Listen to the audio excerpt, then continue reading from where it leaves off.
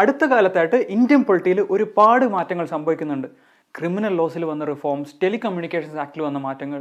ഈ ഒരു സാഹചര്യത്തിൽ ഒരു കോമ്പറ്റേറ്റീവ് എക്സാമിന് പ്രിപ്പയർ ചെയ്യുന്ന ഒരാൾക്ക് അപ് ടു ഡേറ്റ് ആയിട്ടിരിക്കേണ്ടത് വളരെ അത്യാവശ്യമാണ്. ഈ സെഷനിലൂടെ നിങ്ങളുടെ ജേണി ഈസി ആക്കി തരാണ് tots academy.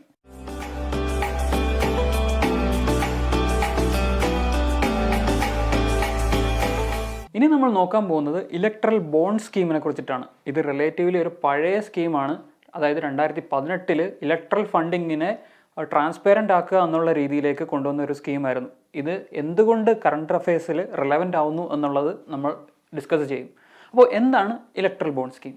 Electoral bond scheme അല്ലെങ്കിൽ electoral bonds are simply money instruments like promissory notes which can be bought by companies and individuals from SBI branches, and later they can donate them to their political parties, which the political parties can encash them through their bank accounts. അതായത് promissory note പോലുള്ള ഒരു മണി instrument ആണ് ഈ electoral bond എന്ന് പറയുന്നത്. ഇത് SBIയുടെ selected ബ്രാഞ്ചസിൽ നിന്ന് മാത്രമേ ഒരു ഇൻഡിവിജ്വലിനോ ഒരു കമ്പനിക്കോ വാങ്ങാൻ പറ്റുമായിരുന്നുള്ളൂ.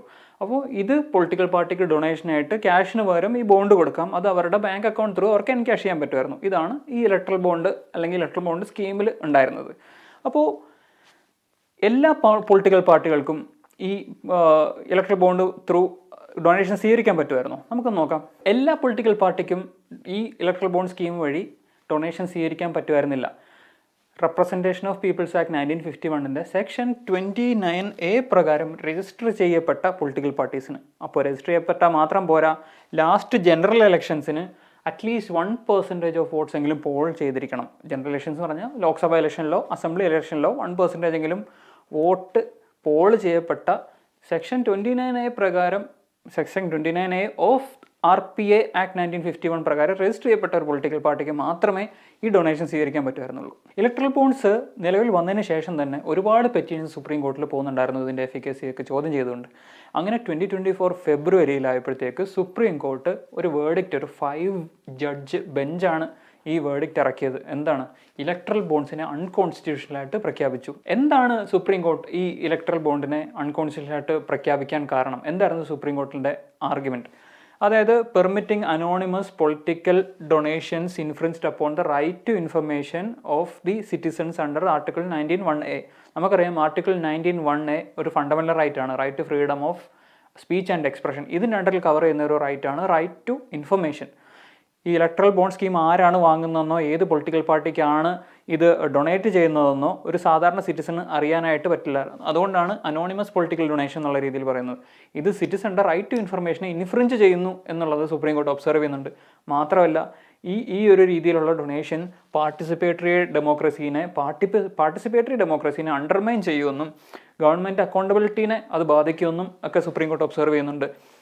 മാത്രമല്ല മറ്റൊരു ഒബ്സർവേഷൻ സുപ്രീം കോർട്ടിൻ്റെ, ഇതേപോലുള്ള കോർപ്പറേറ്റുകൾ വലിയ രീതിയിൽ electoral bonds through legitimate means ആണെങ്കിൽ തന്നെയും ഈ മീൻസിലൂടെ ഡൊണേഷൻസ് കൊടുക്കുമ്പോൾ ക്വിഡ് പ്രോ ക്വോ അറേഞ്ച്മെൻറ്റ്സിലേക്ക് ലീഡ് ചെയ്യും എന്നാണ് സുപ്രീം കോർട്ട് പറയുന്നത്. എന്താണ് ഈ Kwid pro quo? Kwid pro quo is nothing but an agreement between 2 or more parties in which there is a reciprocal exchange of goods and services.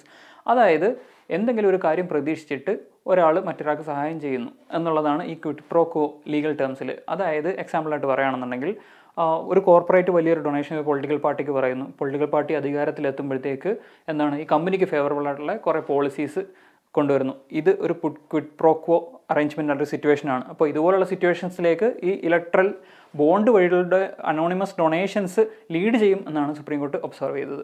ഒരൊറ്റ preparation കൊണ്ട് ഒന്നിലധികം എക്സാമുകൾക്ക് തയ്യാറെടുക്കണം. വരൂ dots അക്കാഡമിയുടെ ഭാഗമാകും. SSC PSC combo, SSC bank combo, exclusive SSC, exclusive bank എന്നീ കോച്ചിങ്ങുകൾക്ക് തിരുവനന്തപുരത്തും കൊല്ലത്തും ബാച്ചുകൾ. നിങ്ങളുടെ വീടിന്റെയും ജോലി സ്ഥലത്തിന്റെയും സൗകര്യത്തിൽ നിന്ന് പഠിക്കാൻ ഓൺലൈൻ ബാച്ചുകൾ. അപ്പൊ ഇനി എന്തിനു കാത്തിരിക്കണം? വരൂ ഡോട്ട്സ് അക്കാഡമിയിലേക്ക്. For more details contact